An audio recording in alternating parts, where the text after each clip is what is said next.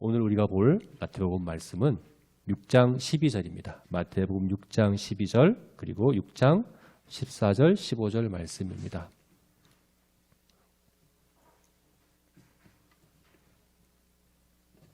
함께 6장 12절과 그리고 6장 14, 15절 말씀을 읽겠습니다. 교독하겠습니다.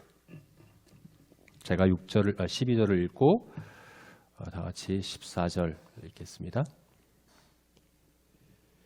우리가 우리에게 죄 지은 자를 사하여 준 것 같이 우리 죄를 사하여 주시옵고 너희가 사람의 잘못을 용서하면 너희 하늘 아버지께서도 너희 잘못을 용서하시려니와 같이 읽겠습니다.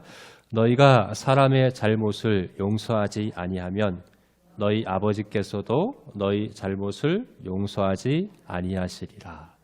아멘. 네, 오늘 주기도문의 5번째 간구입니다.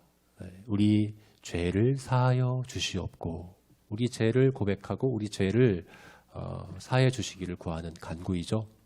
그런데 이 5번째 간구가 아마도 주기도문의 6가지의 간구들 중에서 가장 많은 오해를 불러일으킬 만한 간구이기도 합니다.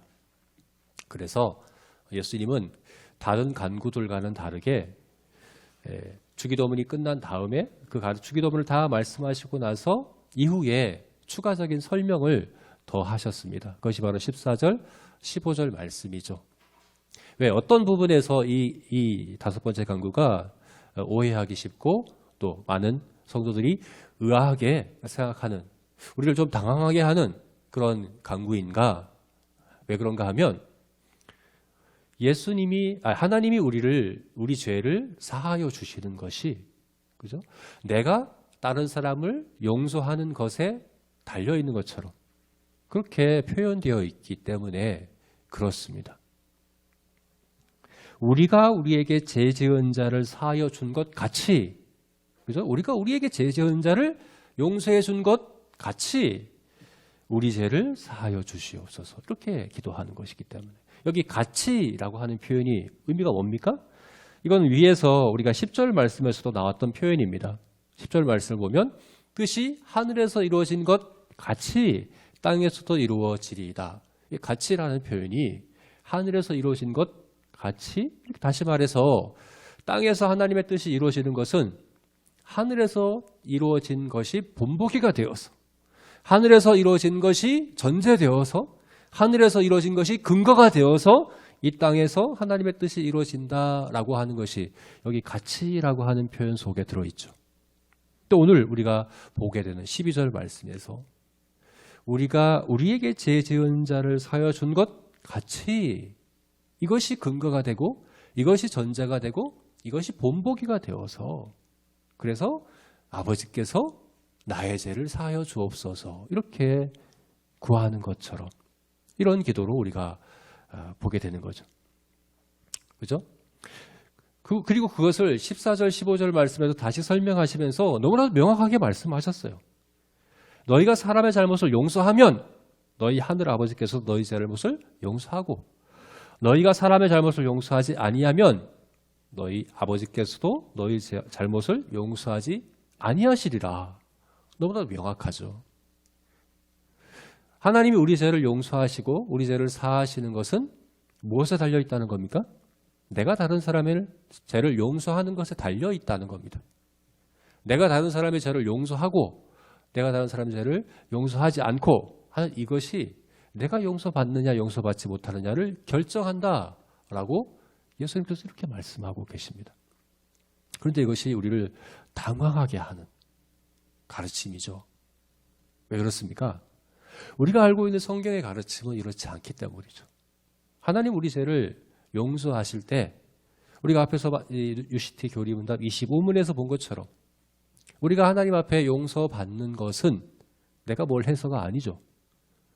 예수 그리스도께서 자기 생명을 속전으로 바치셨기 때문에 예수님께서 치르신 그것 때문에 용서받는 것이지 내가 누구를 용서하고 용서하지 않고가 나의 용서함을 내가 사함받는 걸 결정하는 것이 아니라고 우리가 성경을 통해서 배우지 않습니까? 우리에게 익숙한 것은 뭐냐면 이 죄사함에 있어서 우리에게 익숙하고 우리가 알고 있는 가르침은 에베소서 4장 32절 말씀이에요. 에베소서 4장 32절 함께 볼까요? 같이 읽겠습니다. 시작. 서로 친절하게 하며 불쌍히 여기며 서로 용서하기를 하나님이 그리스도 안에서 너희를 용서하심 같이 하라. 예, 여기서 같이 하라. 여기도 같이 하라는 표현이 똑같이 나오는데 이 주기도문의 6장 12절과는 정반대로 말씀하고 있죠. 여기서는 주기도문에서 내가 용서한 것 같이 하나님이 나를 용서하신다고 얘기했지만 여기서는 어떻게 하고 있습니까? 하나님이 용서하심 같이 너희가 서로 친절하게 하고 불쌍히 여기고 용서해라. 네? 하나님께서 용서하신 것이 본보기고 하나님께서 용서하신 것이 근거가 되고 전제가 되고 조건이 되어서 그래서 너희가 서로 불쌍히 여기고 용서하라. 이렇게 말씀하고 있는 거죠. 어떻습니까? 주기도문 6장 12절 말씀과 모순되지 않습니까? 정반대로 이야기하는 것 같지 않습니까? 성경의 가르침들은 우리가 익숙하고 우리가 알고 있는 가르침들은 바로 이 에베소서 4장 32절의 가르침인데 왜 예수님께서는 이렇게 말씀하셨을까? 왜 주기도문에 이렇게 간구하라고 말씀하셨을까? 하는 그런 이제 우리 의문이 들 수가 있습니다. 그래서요, 바로 이 다섯 번째 간구 때문에 어떤 분들은 이 주기도문이 오늘날 우리들이 해야 될 기도가 아니라고 주장하기도 합니다. 특히 세대주의라고 하는 불리는 그들이 있어요. 그들은 주기도문은 오늘날 우리를 위한 것이 아니라 구약 율법 시대를 살아가던 사람들을 위한 것이다라고 이야기를 합니다. 우리는 물론 율법 시대, 은혜 시대를 구분하지 않아요. 우리는 모두가 모든 시대 모든 사람들은 은혜로 구원받는다고 믿지만 이것을 그렇지 않다고 생각하는 분들이 있거든요.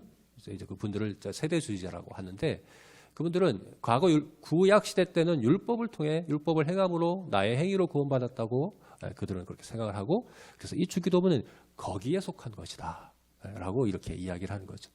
예수님이 이제 십자가에 죽으시기 전 마지막 최후의 만찬을 통해서 새 언약을 세우시기 이전에는 율법 시대라고 얘기하기 때문에 그때 가르치신 거니까 지금은 우리가 주기도문 하면 안 돼. 지금은 이 주기도문 우리에게도 여기면 안 돼. 이렇게 주장하는 사람들이 그래서 나오는 거거든요.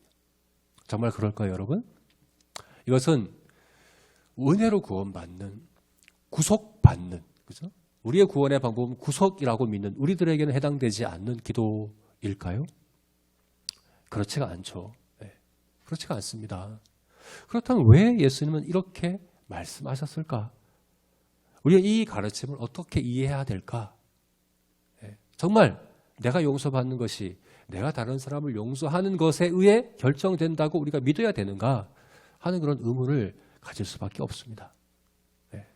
그런데 예수님이 왜 이렇게 말씀하셨는가는 사실 쉽게 우리가 해결할 수 있는 문제예요. 바로 예수님이 이제 이후에 18장에 가서 마태복음 18장에 가서 한 가지 비유를 통해서 왜 이렇게 말씀하셨는지의 이유를 잘 설명해 주고 계시기 때문에 그래요. 바로 마태복음 18장에 나오는 한 가지 비유인데 어떤 비유인가 하면 1만 달란트 빚진 자가 그 빚을 탕감받은 자에 대한 비유입니다. 그 비유를 다 말씀하시고 마지막 결론으로 예수님께서 뭐라고 말씀하셨는지 35절이거든요.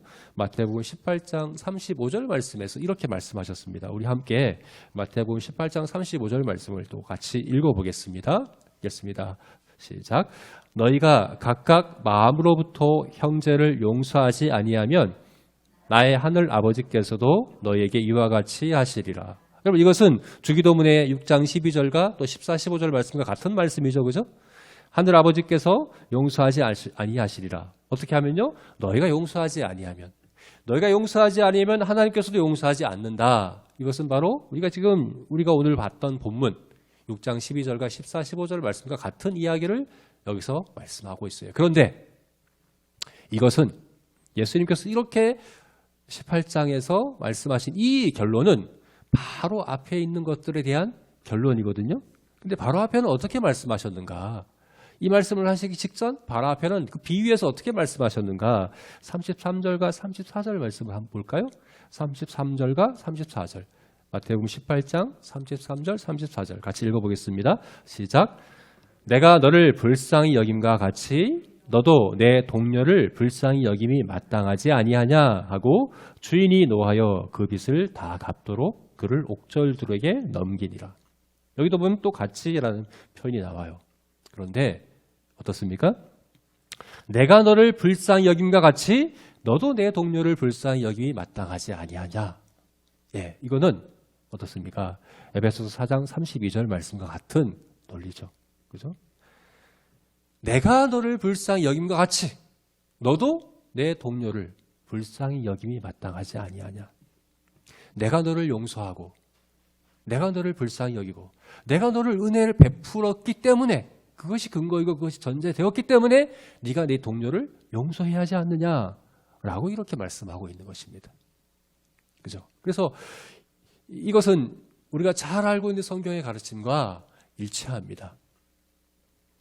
이 비유는요, 1만 달란트 빚진 자에 관한 이 비유는 절대로 내가 먼저 용서해야 하나님이 나를 용서하신다라고 가르치는 비유가 아닙니다. 이 비유의 내용을 한번 생각해 보십시오. 이 비유의 내용이 어떻습니까? 어떤 한 사람이 임금에게 1만 달란트를 빚졌습니다. 1만 달란트를 빚진 사람이 있습니다. 그런데 그 임금이 결산을 하기 위해서 그 종을 불러오게 하여 빚을 갚게 합니다. 그런데 그것은 갚을 수 없는 금액이죠. 1만 달란트는 정말 어마어마한 금액이거든요. 당시에 노동자들의 하루 임금이 하루치의 품삯이 1데나리온이었습니다. 1데나리온. 그런데 1달란트는 6,000데나리온입니다. 6,000데나리온이 1달란트예요. 그러면 1달란트는 6,001에 해당하는 품삯이죠. 대략 20년치의 연봉이 되는 거예요. 1달란트가 그렇다는 겁니다. 그러면 1만 달란트는 어떻게 됩니까? 20만 년입니다. 20만 년치의 품삯이라는 얘기죠. 이 얼마나 큰 금액인가. 당시에 그 문서들을 찾아보면 그 갈릴리 지방과 베레아 지방. 그러니까 이 원래 예수님 당시에 그 팔레스타인 지역이 세 지방으로 나눠지죠. 갈릴리, 사마리아, 유대로 나눠지고 이 요단강 건너편을 베레아라고 했어요. 여기 베레아. 그래서 갈릴리아 베레아 지역에서 1년 동안 로마에 바치는 세금이 200달란트였다고 합니다. 200달란트. 또 다른 자료를 보게 되면 이 팔레스타인과 이 유대 지역 전체가 바치는 1년 동안 바치는 세금이 8달란트다 이렇게 이야기하기도 합니다. 아무튼 1만 달란트는 웬만한 국가의 1년 예산보다도 훨씬 큰 금액입니다. 그러니까 개인이 갚을 수 없는 금액이에요. 개인이 이것은 도무지 갚을 수 없는 그런 이제 액수에 해당하는 거죠. 그런데 주인이 어떻게 합니까? 주인이 그를 불쌍히 여겨. 그를 불쌍히 여겨 그를 탕감해 줍니다. 그 모든 빚을 탕감해 줍니다. 여기 어떤 조건이나 어떤 전제가 있습니까? 이 사람이 먼저 자기 동료의 1,000데나리온을 먼저 탕감해 주고 왔기 때문에 1만 달란트를 탕감해 준 것입니까? 아니에요. 아무 조건 없이. 이유가 있다면 주인이, 임금이 그 종을 불쌍히 여기셨다고 하는 임금의 그 은혜, 값없는 그런 긍휼로 불쌍히 여겼기 때문에 용서해 준 것. 그게 전부입니다. 그런데 이 사람이 나가서 어떻게 합니까? 나가서 길에서 자신에게 1,000데나리온을 빚진 동료를 만나게 되죠. 어떡합니까? 당장에 갚으라고 이야기하고 참아달라고 하는데도 참아달라고 하는 대로 당장에 갚으라고 하며 감옥에 넣게 되는 거죠. 1,000데나리온이면 1,000일에 해당하는 품삯이잖아요. 그럼 대략 4개월 가량의 우리의 임금 이렇게 월급이 되는 거거든요. 이건 절대 작은 금액이 아니에요. 4달 정도의 수입에 해당하는 것이기 때문에 절대 작은 금액이라고 볼 수 있어요. 없어요. 그렇지만 1만 달란트와는 비교도 안 되는 거죠. 그리고 그것을 보고 그것을 들은 주인이 임금이 그 종을 다시 불러다가 내가 너를 불쌍히 여김과 같이 너도 네 동료를 불쌍히 여기 마땅하지 아니하냐라고 이제 말씀하셨다 하는 것이 바로 이 비유의 내용이라는 것입니다. 여러분, 이 비유는 주인의 불쌍히 여기심, 아무 조건 없이, 아무 이유 없이, 그렇죠? 이유라고 한다면 주인이 그를 불쌍히 여기셨다고 하는 주인의 그 은혜, 그 한 가지 때문에 용서해 줬다 하는 것. 그래서 그것에 그렇게 용서받은 자가 마땅히 해야 될 바가 동료들을, 자기에게 빚진 자를 탕감해주고 용서해주는 것이 마땅하다 하는 것이 바로 이 비유에서 이야기하고 있는 바라는 겁니다. 그래서 여러분, 오늘 주기도문에서 5번째 간구로서 우리에게 죄 지은 자를 사하여 준 것 같이 우리 죄를 사하여 주시옵고란 이 기도는 바로 이 1만 달란트 빚진 자를 탕감해준 이 비유를 전제하고서 이해를 해야 합니다. 바로 이 기도는 아무나 할 수 있는 기도가 아니에요. 1만 달란트를 탕감받은 자가 할 수 있는 기도입니다. 이미 1만 달란트를 탕감받은 자, 이미 1만 달란트를 아무런 이유 없이 조건 없이 다 탕감받은 자가 할 수 있는 기도입니다. 그리고 한 가지 더, 이 비유에 나오는 이 1만 달란트 빚진 자, 이것을 우리가 전제로 이 주기도문을 이해할 때 첫 번째는 바로 1만 달란트를 탕감받았다는 사실, 1만 달란트를 탕감받은 사람, 그 사람이 할 수 있는 기도라는 것이. 두 번째는 뭐냐 하면 아직도 탕감해야 될 빚이 있는 사람이라고 이해를 해야 됩니다. 어떤 사람인가? 이미 1만 달란트를 탕감받은 사람, 또한 아직도 탕감받아야 될 빚이 있는 사람. 우리가 1만 달란트 빚진 자에게 비유해서 이렇게 생각하는 사람도 있어. 이렇게 생각할 수 있어요. 하나님 째째하시다. 한번 탕감해줬으면 그만이지 뭘 다시 불러다가 다시 갚으라고 하냐. 탕감해준 거 취소하시고 이거 너무하신 거 아니냐. 우리가 이미 탕감받았으면 그만이지. 자기 동료에게 그 빚진 1천 데나리온을 탕감해주지 않는다고 해서 야, 이전에 탕감해준 거 취소야. 이렇게 하시는 거 너무한 거 아니냐. 이렇게 생각할 수 있는데요. 그런 이야기가 아니에요, 여러분. 여기에서 주인이 다시 그 종을 불러다가 네가 그 빚을 갚기까지, 네가 그 빚을 다 갚아야 된다라고 하신 그 빚이 이전에 탕감해준 그 빚을 이야기하는 것일까요? 이전에 탕감해줬던 그 빚을 취소하시고 야, 다시 갚어라고 하신 것일까요? 그렇게 한번 생각도 안 해보, 그렇게 생각 안 해보셨죠, 그죠? 네, 사실은 제가 자세히 봤더니 이제 그 정관사가 붙어 있어요, 거기에. 그러니까 그 빚이에요. 그러니까 탕감해줬던 그 빚을 이야기하는 것처럼 보여요.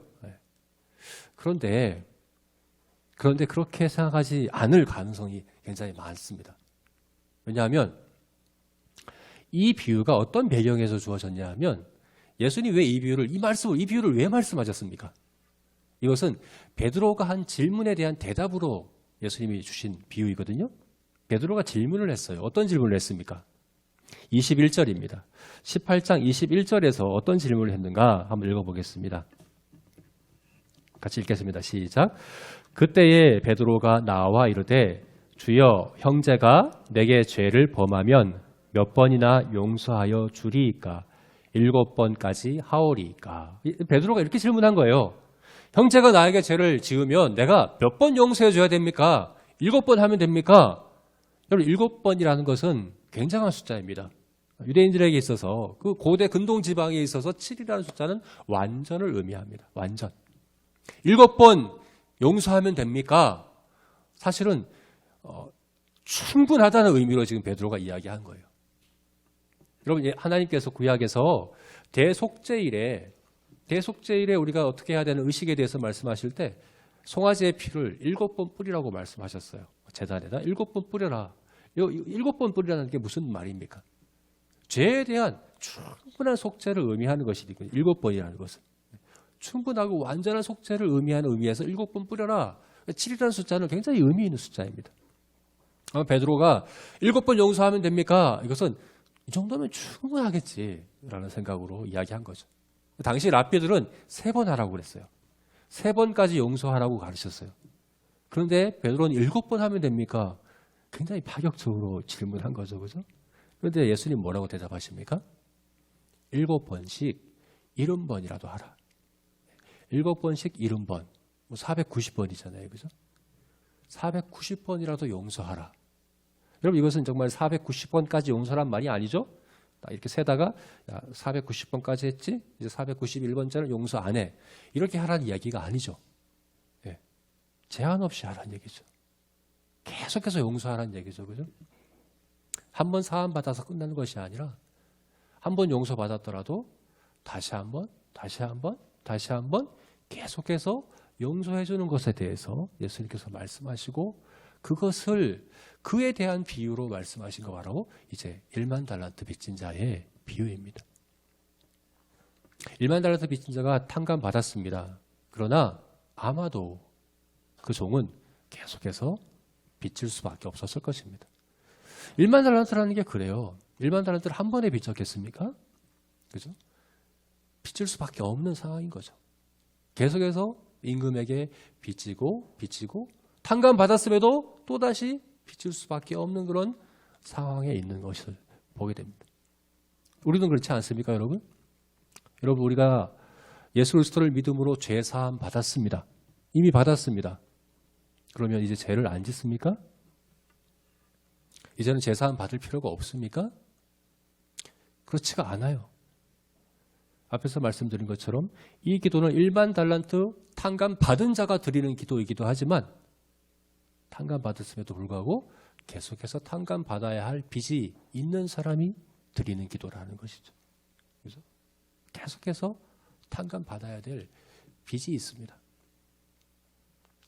그래서 예수님이 왜 이렇게 말씀하셨는가? 왜 이 5번째 강구에서 그냥 우리 죄를 사하여 주옵시고 라고 이렇게 기도하라고 하지 않고 우리에게 죄 지은 자를 사하여 준 것처럼 그렇게 같이 우리가 우리 죄를 사하여 주옵시고 이렇게 기도하라고 왜 이렇게 말씀하셨는가의 이유를 우리가 알게 되는 거죠. 이렇게 기도하는 이 사람은 아주 특수한 상황에 놓였기 때문에 그렇습니다. 1만 달란트를 이미 탕감 받은 사람이면서 그와 동시에 계속해서 탕감 받아야 하는 사람이기 때문에 그렇습니다. 아주 특수한 상황이죠. 우리가 우리 죄에 대하여 계속해서 회개해야 합니다. 우리 죄 사함을 계속해서 받아야 됩니다. 어떻게 우리가 이 죄 사함을 받는 이 기도를 드릴 때 어떤 자세로, 어떤 태도로, 어떤 죄에 대한 이해를 갖고 기도해야 하는가 하는 것이 바로 이 기도 가운데 아주 분명하게 명확하게 이렇게 나와 있다 하는 것이죠. 세 가지 의미로 우리가 이것을 정리해 볼 수 있습니다. 1만 달란트를 이미 탕감받았고 그럼에도 불구하고 계속해서 탕감받아야 하는 그 종은 어떻게 죄 사함을 구해야 합니까? 그게 세 가지로 이야기를 하는 거죠. 첫 번째는 죄에 대한 분명한 고백과 회개를 해야 하는 것이고 또 두 번째는 죄 사함에 대한 분명한 확신을 가지고서 기도해야 하는 것이고 또 세 번째는 천국을 이루기 위한 서약, 다짐으로서 기도해야 한다 하는 것입니다. 이 세 가지 의미가 이 기도에 들어있다는 것입니다. 우리 각각의 의미를 한번 생각해 보겠습니다. 첫 번째는 죄에 대한 고백과 회개입니다. 이 기도에는 죄에 대한 고백과 회개가 들어있습니다. 또 정확히 얘기하면 죄책에 대한 고백과 회개입니다. 여러분, 우리 한글 성경에서는 이것을 죄라고 번역했죠. 우리에게 죄 지은 자를 사하여 준 것 같이 우리 죄를 사하시옵고, 이게 죄라고 번역을 했지만 원래 원문에는 저번에 지난번에 제가 말씀드린 것처럼 이것은 원래 원문에는 죄가 아니죠. 뭐죠? 빚입니다. 빚. 네. 누가복음 11장에 있는 주기도문에는 죄로 되어 있습니다. 물론 누가복음에도 죄가 2번 나오는데요. 첫 번째는 죄이고 두 번째는 빚으로 되어 있어요. 원문을 보게 되면. 사실은 예수님은 죄를 빚으로 표현하시기를 즐겨하셨어요. 네. 죄를 빚으로 표현하셨어요. 왜 이렇게 표현하셨을까요? 왜 죄라고 하지 않고 빚이라고 말씀하셨을까요? 바로 죄의 여러 가지 모습, 여러 가지 단면들 중에서 특별히 한 가지를 강조하시기 위해서 이렇게 말씀하셨습니다. 바로 죄책에 대해서 강조하시고자 이렇게 말씀하신 거죠. 죄책. 죄에는 책임이 따른다. 죄에는 반드시 책임이 따른다. 그리고 그 책임은 반드시 해결되어야 한다. 이것은 단순히 우리의 감정이나 우리 내면의 어떤 상태나 이런 차원이 아니라 객관적으로 실제적으로 구체적으로 마치 빚을 갚듯이 이런 빚은 내가 아무리 뭐 미안한 마음을 갖고 내가 그것에 대해서 어떤 감정을 갖고 이런 거하고 그런 거 상관없이 그 금액을 갚아야 해결이 돼요. 지불되어야 그 빚이 해결되는 거예요. 죄도 마찬가지라는 겁니다. 죄로 인한 여러 가지 것들이 있습니다. 죄는 우리를 죄로 인한 고통과 비극과 여러 가지 뭐 사망과 질병과 모든 것이 다 죄로 인한 것이죠. 그죠? 죄로 인해서 우리가 죄책감에 사로잡힐 수도 있고 우리 마음이 괴로울 수도 있고 많은 어려움이 있을 수도 있고 죄가 가진 것들이 많이 있습니다. 그러나 그 모든 것들을 다 떠나서 정말 중요한 한 가지는 뭐냐면 죄에는 책임이 따른다 하는 이것에 대해서 말씀하는 거죠. 현대인들은 죄를 감정의 영역에서 많이 생각합니다. 그래서 죄책감에 대해서는 많이 이야기하지만 죄책에 대해서는 이야기하지 않습니다.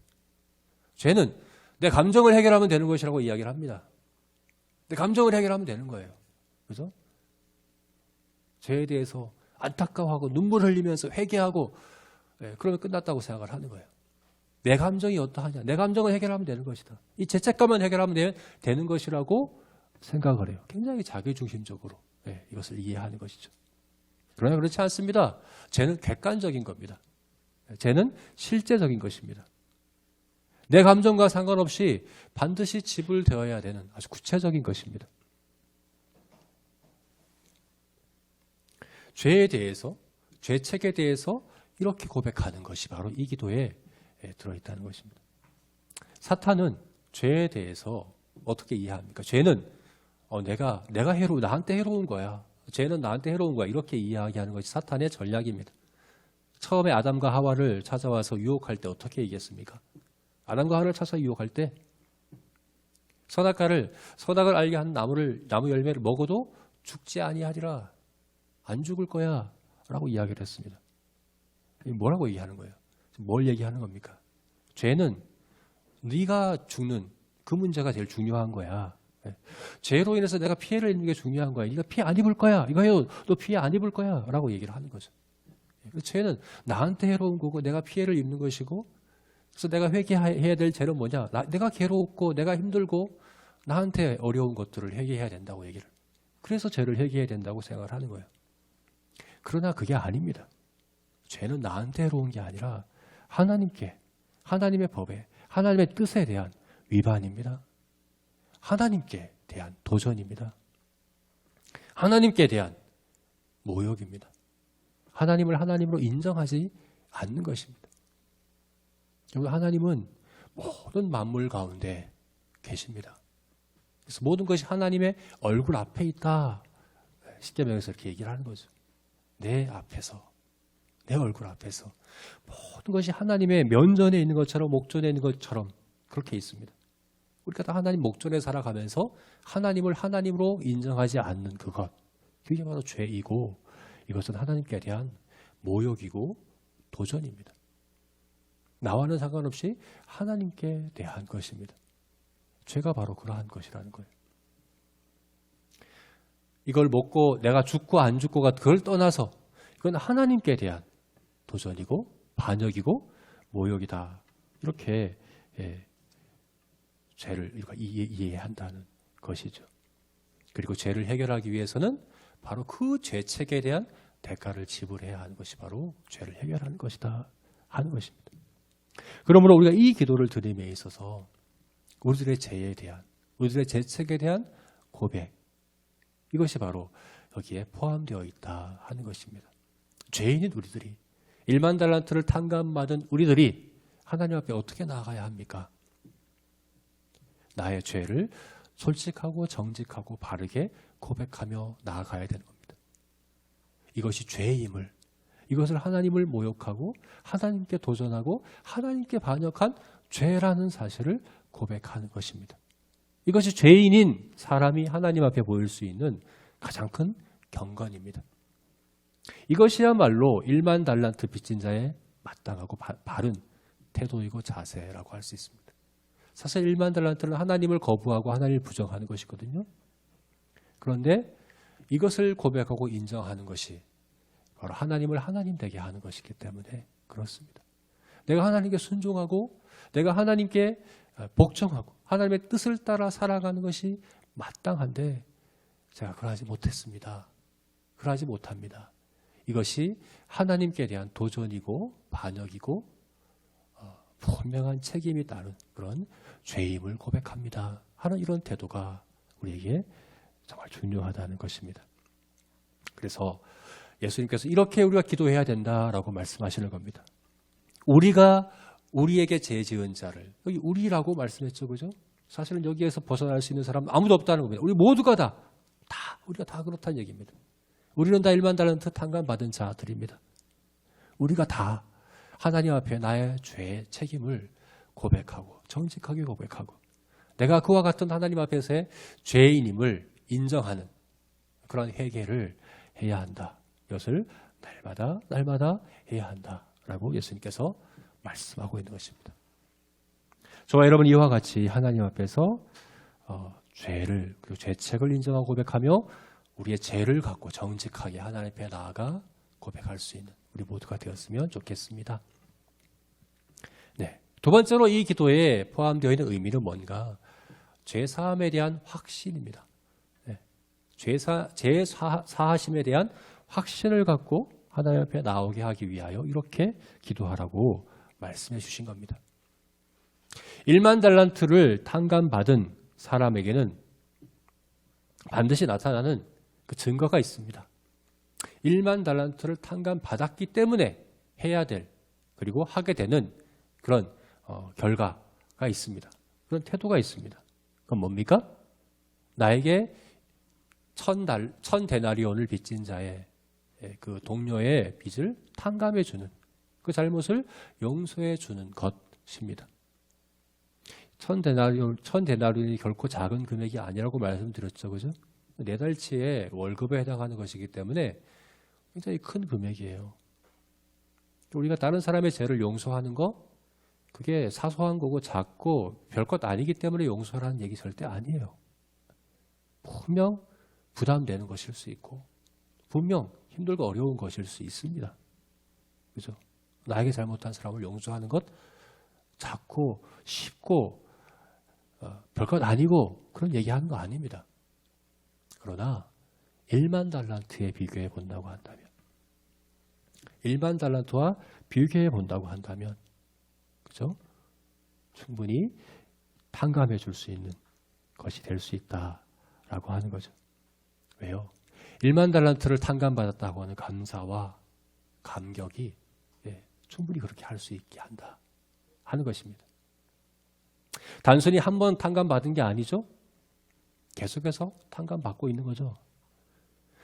1만 달란트를 탕감받았을 뿐만 아니라 계속해서 1만 달란트를 탕감받아가야 하는 그 사람이 값없는 은혜로 그렇게 탕감받고 있는 그 사람이 나에게 1000데나리온 빚진 자의 그 빚을 탕감해 주지 못하는 것은 사실 그건 말이 안 되는 거죠. 그죠?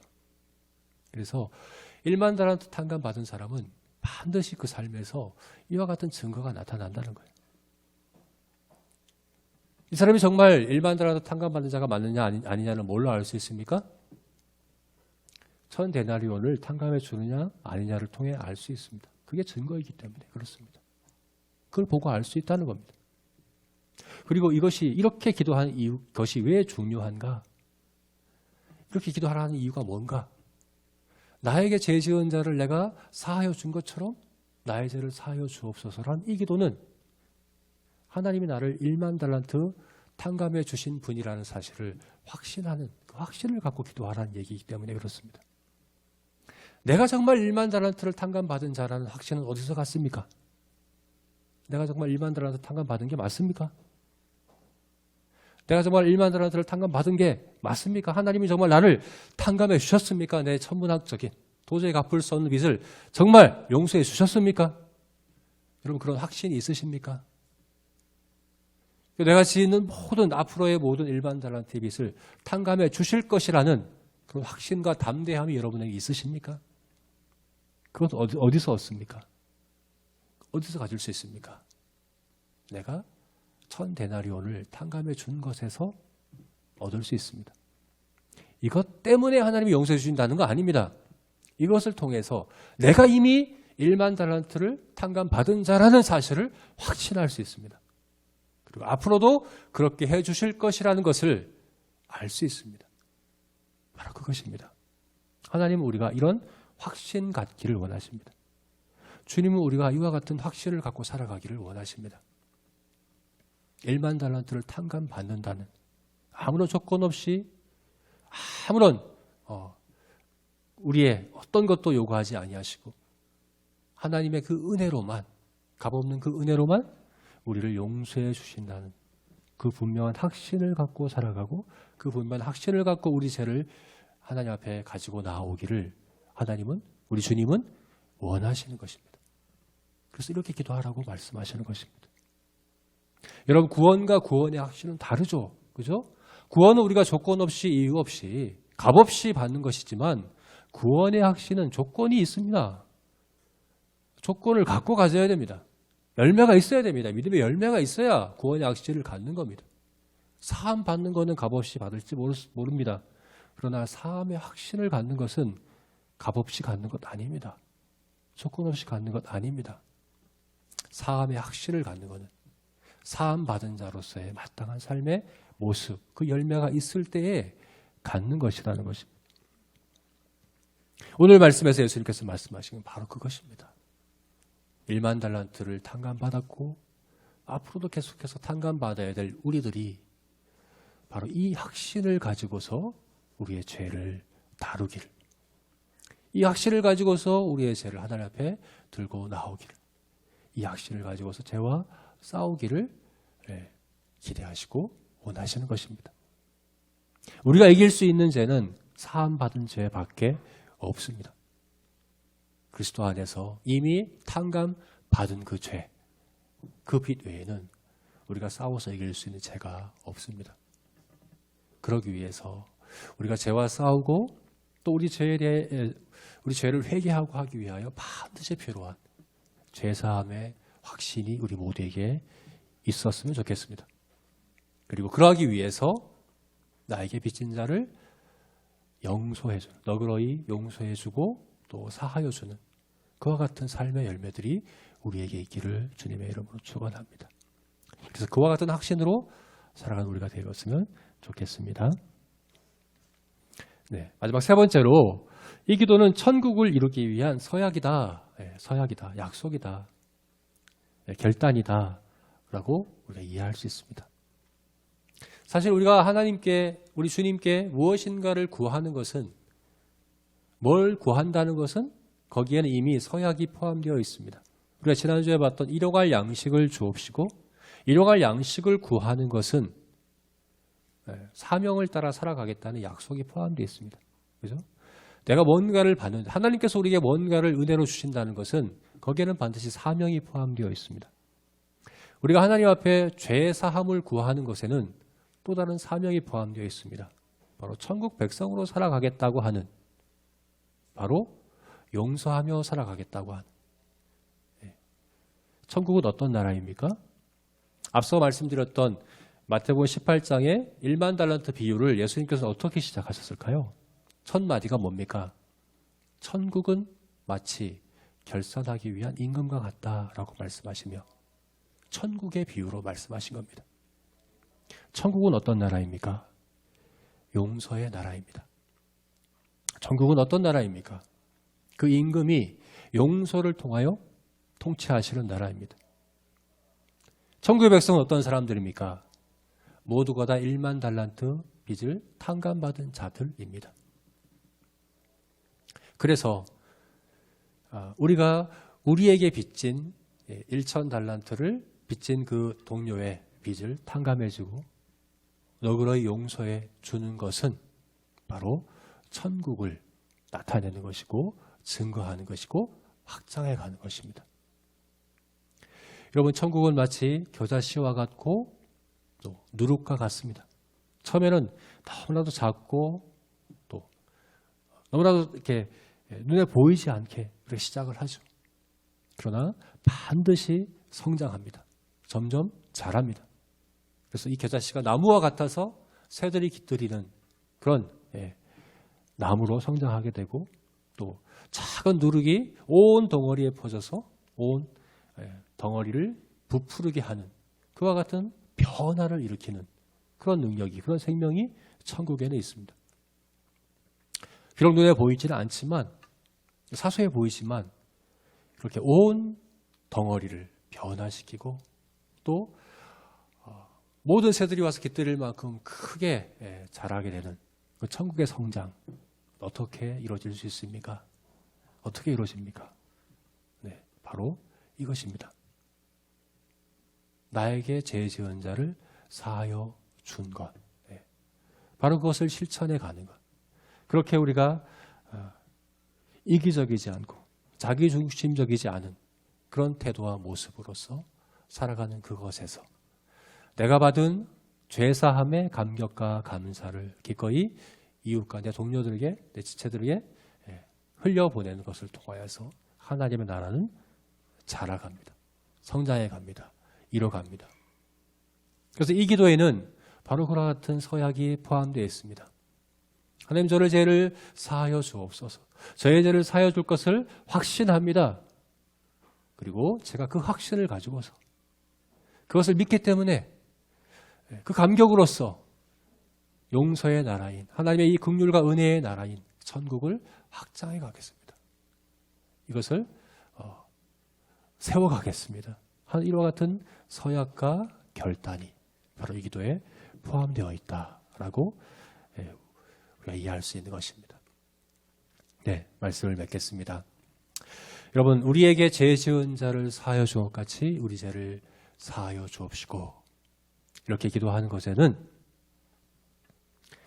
바로 우리의 죄가 나를 불편하게 하고 내가 힘들고 하는 그런 문제의 차원이 아니라 하나님께 대한 도전이며 하나님께 대한 반역이고 하나님을 모욕하는, 하나님을 아프시게 하는, 그래서 하나님께서 나의 죄를 사하시는 것에 있어서 그냥 없던 일로 해줄 게가 아니라, 그죠? 임금이 1만 달란트를 탕감해 주는 그것은 굉장한 큰 이제 임금편에서도 희생이거든요. 하나님이 얼마나 큰 희생을 치르셨습니까? 예수 그리스도를 이 땅에 보내셔서 예수 그리스도가 죽으시고 부활하시는 그 희생을 치르셨죠, 그죠? 1만 달란트. 1만 달란트뿐만 아니죠. 1만 달란트씩 수십억의 사람들. 그러니까 무한대예요, 무한대. 한 사람의 1만 달란트뿐만 아니라 수많은 천국 백성들의 그 모든 1만 달란트를 탕감하기 위하여 무한하신 예수 그리스도께서 이 땅에서 오셔서 죽으심으로 그 모든 값을 치르셔야 해결된 그것이 바로 나의 죄 책임을 고백하는, 그것을 인정하고 그렇게 하나님 앞에서 우리의 죄를 솔직하고 꾸밈 없이 고백하고 회개하는 우리가 되었으면 좋겠습니다. 또한 죄사하면 확신을 갖기 위하여서 우리가 우리 지체들의 잘못을 용서하는, 그것이 바로 열매이고 증거가 되어 내가 분명 1만 달란트 탕감받은 자가 맞고 또 앞으로도 하나님께서 그렇게 나에게 그 은혜를 베푸실 것을 확신한 확신이 우리에게 있어야겠습니다. 또한 우리가 용서의 나라인, 은혜의 나라인 하나님의 나라를 우리가 형제의 잘못을 용서해 주는 것을 통하여 점점 확장해 가고 그 나라를 이뤄갈 수 있는 우리 모두가 되어지기를 주님의 이름으로 축원합니다. 우리 다 같이 기도하시겠습니다.